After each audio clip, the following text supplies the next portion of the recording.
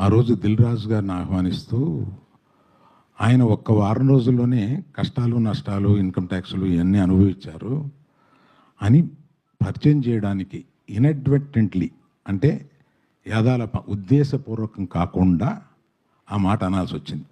దానికి మెగా అభిమానులు చాలా ఫీల్ అయ్యి దాన్ని నన్ను ట్రోల్ చేసి చేశారు. ఫీల్ అయిన అభిమానులకి నేను చెప్తున్నాను, ఉద్దేశపూర్వకంగా చేసింది కాదు. నేను చరణ్ నా కొడుకు లాంటాడు, అంటే నాకున్న ఏకైక మేనలుడు, అతనికి ఉన్న ఏకైక మేనమావని. అందుకని ఎమోషనల్గా చెప్తున్నాను, ప్లీజ్ లీవ్ అస్ బిహైండ్. చరణ్కి నాకు ఉండే ఒక రిలేషన్షిప్ ఇస్ ఎక్సలెంట్ రిలేషన్షిప్లో ఉంటాం మేము. అందుకని please let us leave it alone. అది కేవలం పొరపాటున నేను దిల్ రాజు లైఫ్ చెప్పడానికి అది వాడి ఉండకూడదని అనిపించిన తర్వాత నాకు. Thank you for your understanding.